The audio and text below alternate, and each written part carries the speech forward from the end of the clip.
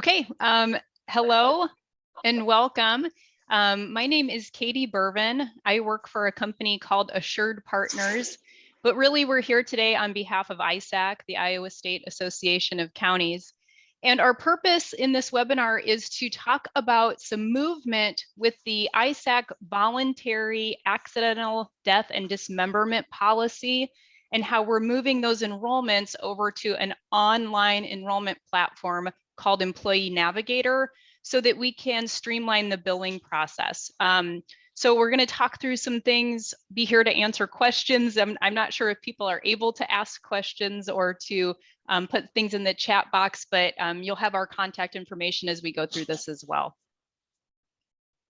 So I tried to, in preparing this presentation, I'll introduce the other people who are here with me momentarily, but one of the things that we tried to do was anticipate questions that you would have. So as I go through, you'll see my little subheadings are questions. And so as we were all talking about this new, this shift in where the enrollments are going to be stored and how the billing is going to be processed, we tried to come up with different questions that counties might ask. And so we're going to try to address those today. Certainly we can't predict every question.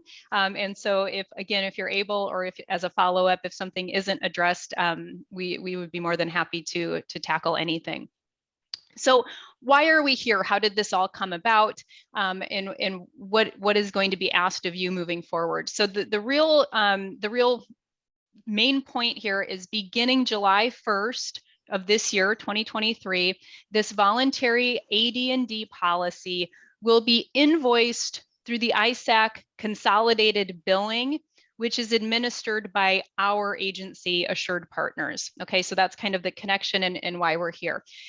Our agency, we're in West Des Moines, Iowa. So we are right down the street from ISAC, they're in their corporate headquarters. But our agency is the benefits consultant for the ISAC Group Benefits Program. And I'll just explain a little bit about what that is momentarily. We want to make sure people have good background, even though it may not pertain to this policy, so that you're not just feeling like some random people are presenting information to you today. So in order to process these invoices, we use a system called Employee Navigator. And so we need to move all of the enrollments for this policy over to that platform. And the good news, you can see there in bold, is that all current enrollments have already been uploaded into the system. We've truly been working on this behind the scenes for months in order to try to streamline this and to try to make it as easy as possible on all of you. So that's our goal, and we'll see if we've accomplished that. So beginning June 1st of this year, each county will be responsible for entering new enrollments, changes in this policy enrollments, and terminations through the Employee Navigator system. And also really beginning today, I put June 1st, but really beginning now, our office, our agency will be the billing contact for the ISAC voluntary AD&D policy. We work very closely with Molly Hill and Brad Holton over at ISAC. And so a lot of those questions we go back and forth anyway, but as we are now processing all of that information, we're kind of redirecting that to our office. So that brings me to introduce the other members of our service team, of our team that are here today. So Sam Goodenkoff is here, and she's going to talk in a couple minutes. She really heads up our consolidated billing program, and so she's going to speak to the specifics of that. And then I also have Lisa Reinhart here, and she is really the lead of our service team. And so in our service inbox, a lot of the emails, she fields those and kind of gets those to the proper place where they belong. So the three of us work collaboratively all the time. And then again, we work very closely with Molly and Brad. So we have a lot of familiarity with county benefits and with this policy in particular. So just a little bit of background. I want to be respectful of your time and move through this pretty quickly, but I don't want people to be going, this doesn't make sense, I'm not connecting the dots. So just quickly, what is the ISAC Group Benefits Program that I've mentioned a couple of times? ISAC sponsors different pooled employee benefit policies that are open to member counties throughout the state of Iowa. So we have a group health program, a group dental and vision program, a group accident policy, critical illness, voluntary life. And then we have this accidental death and dismemberment policy. And so we work with the counties who are part of any of these particular programs. Now, as you can probably guess, medical, dental, vision, even accident, critical illness require a lot more hands-on service and a lot more help with different things that go on. So for a long time, this voluntary AD&D policy has kind of sat by itself because not all the counties that we work with are part of it, and all of you work with other brokers and other agencies as well. And so we've tried to troubleshoot how can we streamline this and bring in this voluntary AD&D program into our billing practices to make life easier for Molly and just to make things more cohesive. And so that's kind of the point we're at now. I stole this from the ISAC Group Benefits Program website. When we send out the recording and the links, this is linked to that page. So if anyone at your county is curious about these other programs that ISAC sponsors and that our team services, certainly go ahead and take a look. The next question you might ask is, okay, what is this policy? If you're here, if you received the invite, it means someone in your county is on this, and you've been, sending payment to Molly, but that doesn't necessarily mean that you have a large familiarity with what it even is. Out of respect for everyone's time, we're not going to go into that today, but I did put together a short, it's about 10-minute video overview about the policy itself. It's linked both on the ISAC Group Benefits Program page. If you click down here to go to the AD&D, you can access this video. Again, it will be linked when we send out the slides, but if you're curious about what is this policy, how does it work, this video would be appropriate to share with employees as well. It does not get into the HR side of things or the administration of the policy. It's truly just kind of a general idea of what it is. So we wanted to make that resource available to you also. And then we also have plan summary, full plan certificates. Those, if you don't have those on file or you're going, shoot, I'm not sure where those are, part of the nice thing about moving to this platform is we can store documents related to the policy through the portal. And so we'll talk more about that as we get into as we get into more depth with how to access Employee Navigator. But these pieces of information are available to you and should be made available to employees who are enrolled in this as well. So then next question is, okay, what is Employee Navigator? Employee Navigator is an online employee benefits tool, and our agency uses it for all of our ISAC member counties for all of their enrollments, as well as our other counties. And so what it allows is it allows employees and HR or county auditors offices to view benefit related information. And it's also the portal that either employees or HR go into for a new hire or for open enrollment and make actual enrollment elections. Some of our counties use this in a really robust way, right? Employees are going in and making their own elections on their phone. They can update beneficiaries. They can update their demographic information. They can pull their plan documents, have links to their carrier sites. And again, we use this for all of our member counties who participate in all of these different policies. We have pared it down to absolute bare bones for the voluntary AD&D policy. Again, we're trying to make this as simple as possible for you. And so we have really tried to not require too much information.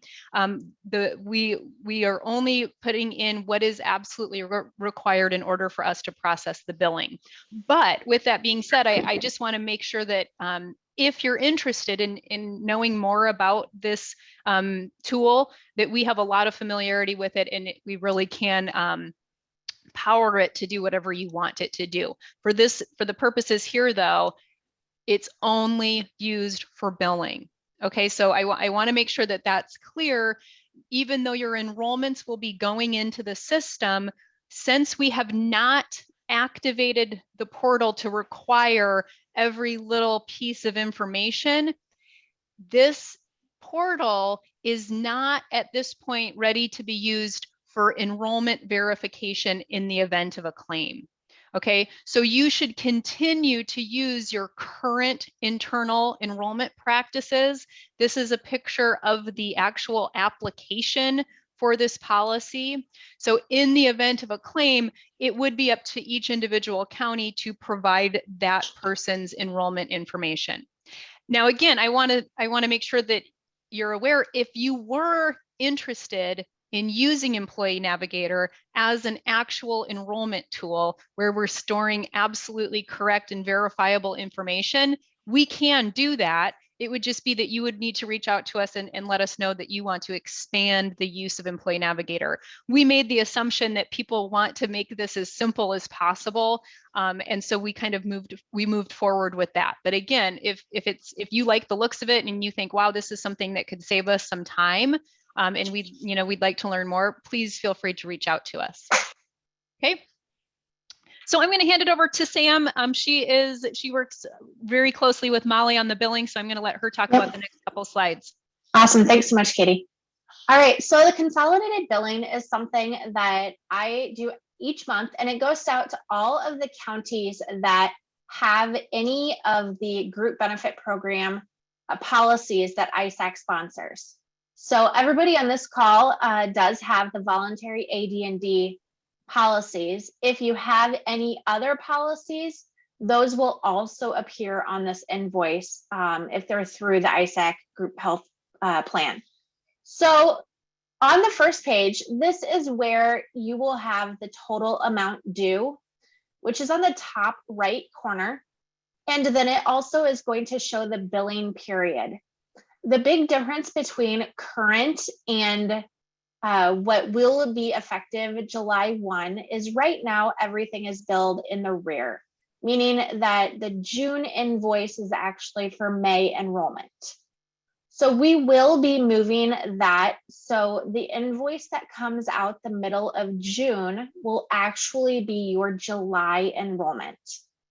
And we'll talk through the timeline of how all of the enrollments need to be in to Employee Navigator in order to have the invoices be as accurate as possible. Should you need to make any adjustments to that invoice, you'll want to complete the adjustment portion of the first page. You'll want to go ahead and put the employee's name, and then you can either put a plus sign or a minus sign, whether it be a new hire or a termination that maybe did not get captured on the invoice. And then on the far right column, you'll want to complete the section for the voluntary AD&D.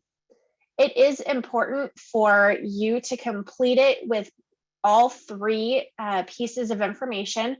You'll want to put the plan name, so whether it be plan A, B, or C, the elected benefit amount or volume, as well as the total monthly premium that that employee has purchased. Once you have done that and you have made your final adjustments to your amount due, you'll go ahead and send your payment to ISAC. And then you'll also want to send just this front page to ISAC as well. And that address is listed in the light blue box just below the adjustment portion of the invoice. All right, so we'll go ahead and take a look at the second page of the invoice. And this is the page that is going to be broken down by employee. So every single employee that you have enrolled in voluntary AD&D will be listed. And on the far right side, you will see that they have their premiums underneath the plan that they are enrolled. Now, this does not have their benefit amount. I believe that your current invoice does have that. If there's ever any question of what they are enrolled in, you can certainly look in Employee Navigator and you'll be able to see what benefit amount was elected. But for the purposes of this invoice, this page will just have the employee's name and that they are an active employee, and it will then list out the monthly premium due for each of those employees under their respective plans. All right, so the next question will be, where am I going to find or actually, let's go through the timeline first. So in order to make sure that we have all of the enrollments captured, we'll go ahead and take a look at just that June 1st timeline. So beginning really now, any of your enrollment changes you'll want to start making in Employee Navigator. In those enrollment changes, you'll have to until June 10th to complete your enrollment changes. Beginning June 10th, the system, while it still allows you to go in and make those changes, that is when I begin pulling all of my reports that I use to create the invoices. So beginning June 10th through June 20th, I will be pulling all of those reports. So if any changes are made in that window, I cannot guarantee that they will be on the invoice. And then approximately anywhere between June 15th and June 20th, and that goes for every month. So anywhere between the 15th and the 20th of the month, the invoices will be released. And those will be released to ShareFile, which we'll talk about on a later slide. If all of your changes were made prior to the 10th of the month, your invoice should be accurate. If any of your changes were not made prior to the 10th, like I said, I cannot guarantee that they would be captured on the invoice. If they were not captured, you want to make sure that you make any of those changes in Employee Navigator, and then also write the adjustments on the first page of the invoice and make the adjustment to your total payment due to ISAC. If you did make changes prior to the 10th and they are not reflected accurately on your invoice, you'll want to go ahead, make the adjustments to the invoice. You'll want to pay the corrected amount, so make those adjustments to your total due. And then also reach out to one of us at Assured Partners, and our information is listed on this slide and then a variety of other places throughout this presentation, just to let me know what was not shown accurately, so that way I can research and do a little bit of troubleshooting so I can make sure that everything is reflected properly for the next month's invoice. So I know I mentioned ShareFile. This is where we will be storing all of our invoices going forward, starting with the July invoice. So next week, you will receive an email that looks like this. And what this email is going to do is it's going to ask you to activate your ShareFile account. You'll then be able to create a password using the email address that it was sent to. And then each month you'll receive an upload notification. And that notification is going to let you know that a new invoice has been posted to your account. If anybody else in your office or another department needs access to these invoices, it is important that you let me know, so that way I can also get those employees get their access granted as well. It is based on the employee, the email address along with the password. The nice feature with ShareFile is you'll be able to also reference any past invoices. So, if we get to the end of the year and you're like, oh man, for accounting, I really just need to see the August invoice, you'll be able to access all of that right in that folder. All right, let's go ahead and I want to hand it back to Katie. Thanks, Sam. I want to interject here and let everyone know we're giving a lot of information today, and we are recording this, and we will follow up with several pieces of information so that you're not required to memorize all of this. So I just want to make sure that no one is feeling overwhelmed. There are no tests.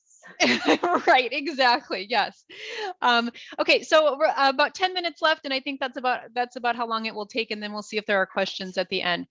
So to remind you, when do I need to use Employee Navigator? If you have a new hire who elects this voluntary AD&D benefit, if it's something you still even have available for new hires, if it's an open enrollment benefit that you allow people to come on or off of at open enrollment, you may need to access it at that point.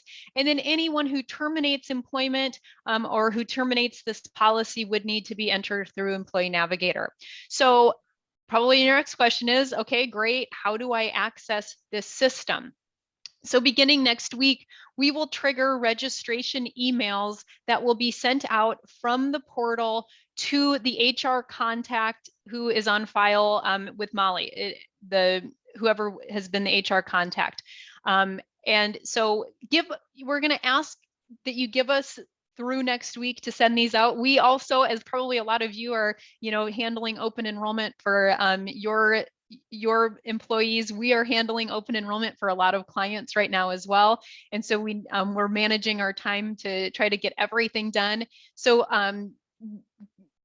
be patient as we roll this out, but we will start triggering those emails on Monday. If you haven't heard from us by the end of the week and you've checked your spam and you've checked your junk folders and still nothing has come out, please feel free to reach out to us. We want you to have access. We want you to be able to play around in there and get comfortable with the system. And again, as Sam mentioned, feel free to initiate an email to us if you know that the contact has changed recently, or for sure that someone else is going to be added who wouldn't have been on Molly's list. Feel free to send us an email, give us a call.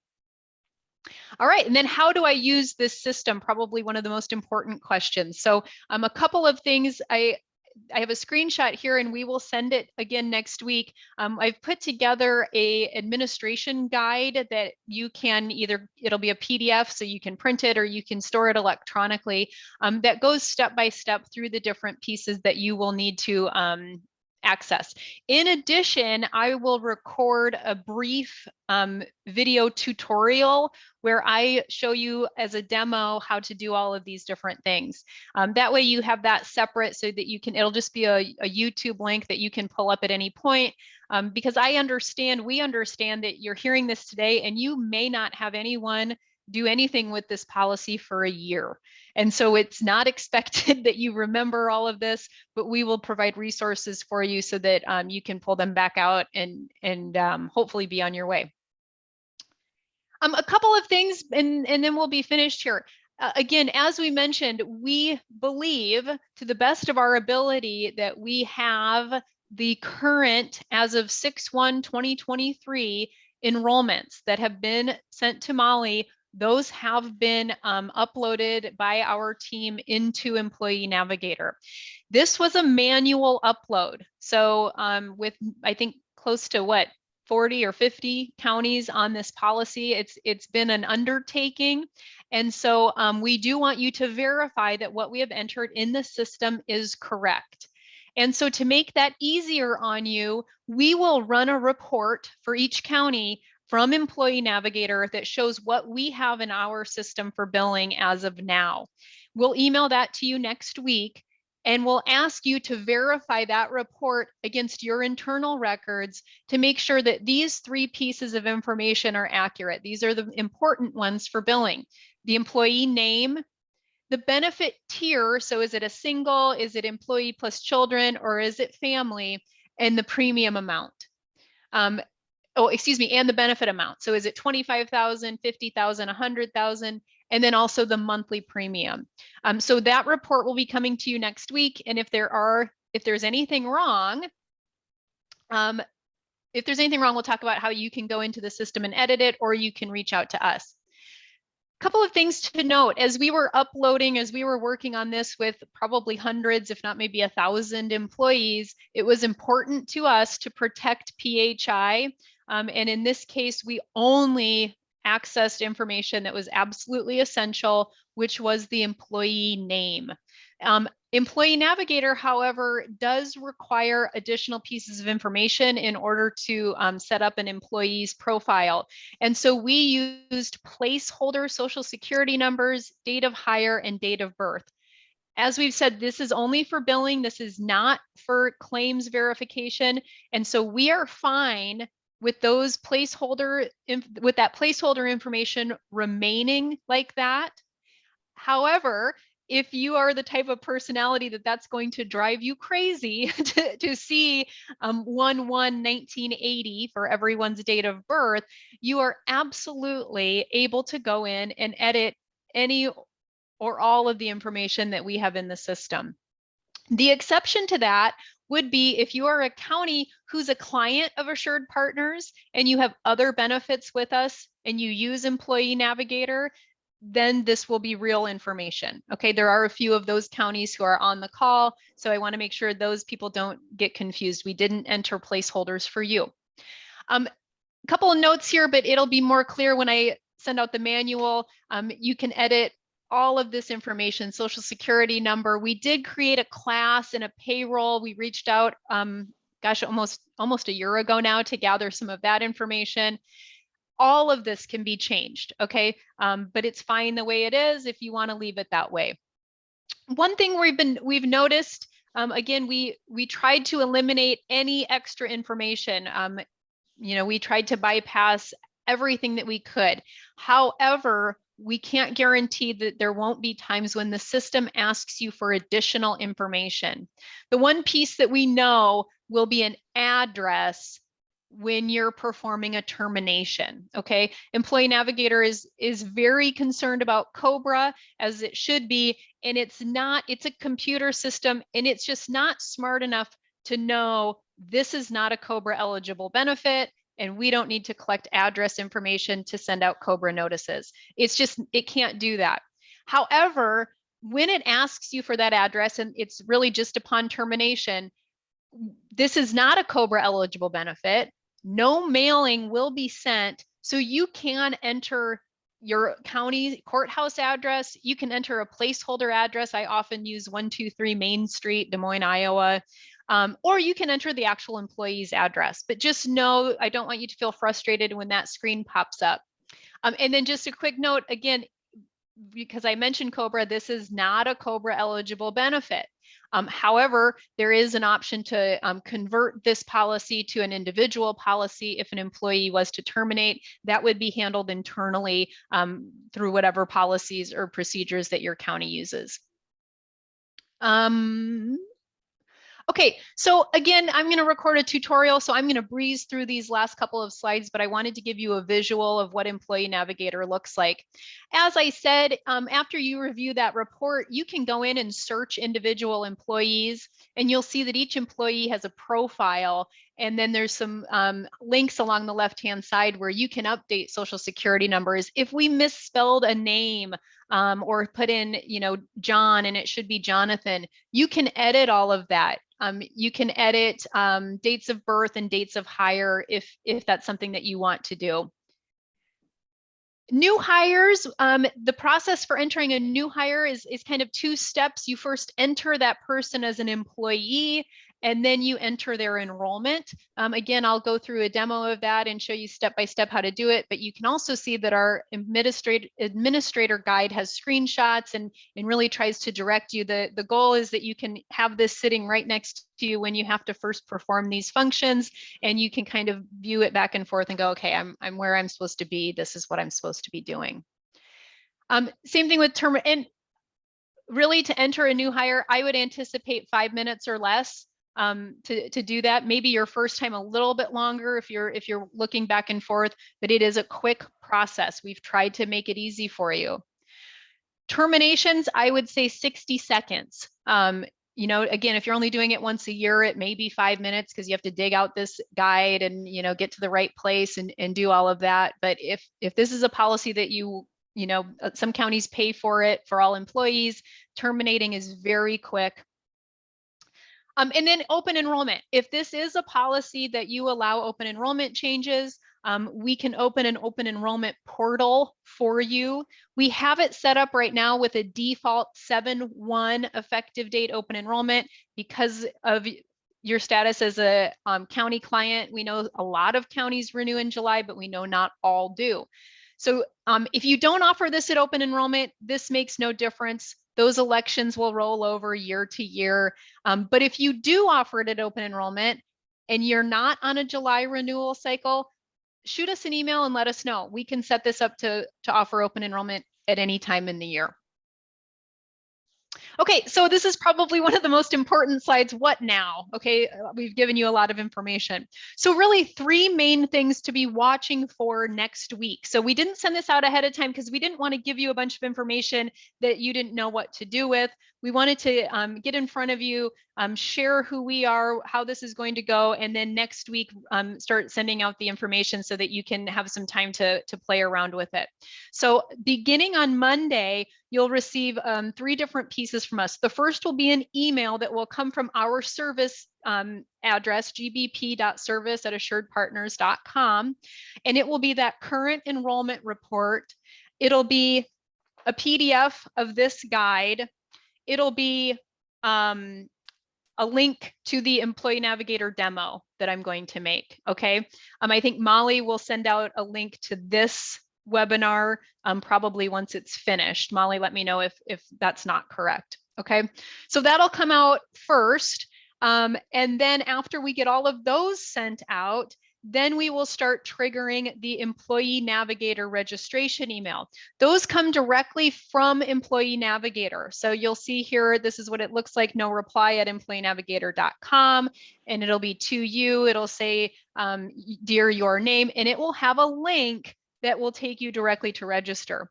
Once you register and set up your password, like so many websites, you can, if you forget your password, your username, you can reset all of those, but our office does have access to all of that. And so if you run into trouble, as always, please feel free to reach out to us. And then also next week, Sam will be sending out the share file registration email that she mentioned earlier. You can see that will come from an address called mail@sf-notifications.com. So again, we know that there's different pieces, hopefully giving you some heads up, alerts you to be watching for this. And as I said, please give us throughout next week just so that we can do this orderly and not be rushed, so that we're not making, so that we're getting everything out in the correct order. If you haven't heard from us by the end of next week, or you've gotten one piece but not the others, give us a call, send us an email, and we'll be happy to troubleshoot with you. So that's it. I went a couple of minutes over and I apologize for that, but we threw a lot of information at you at a short amount of time. Again, we did record this, so you're free to watch it as many times as you like. But again, our information is included. We're happy to take questions, and we look forward to working more with each of you. Is there anything anyone, Molly or Assured Partners, wants to add? There is a question in the chat box from Jody. So will we need to double withhold in June and July premiums? So the June premium, Molly, correct me if I'm wrong, that invoice has already been sent out. No, the June premium I will send out early next week. Got it. Okay. So that one will be going out early next week. And then the July, that will not be invoiced until the middle of June.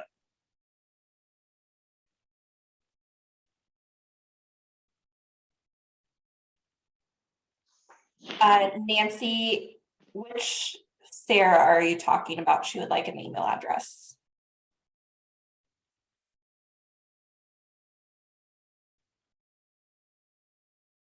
Yeah, I'm not sure who Sarah. Oh, Sam. I will send you over Sam's email address. Perfect. Yeah, we try to have everything. Yep. If you want to use this gbp.service, our entire team actually has access to it, but I do monitor that as well, which it works really well. You know, if somebody's on vacation or is out sick, you're not going to be waiting for a response. Yeah, that is a real email address with real people behind it. The 3 faces that you see are the 3 faces that will be replying. Yeah. Yep. Yeah, you're welcome, Nancy. Thanks. Thank you, guys. And if you have any other questions, you can go ahead and send them to myself, Molly at ISAC, or you can send them to that gbp.service@assuredpartners.com. I will follow up with all you guys with a recording of today's webinar and kind of the next step slides that they had listed earlier about next week. So everyone have a great afternoon.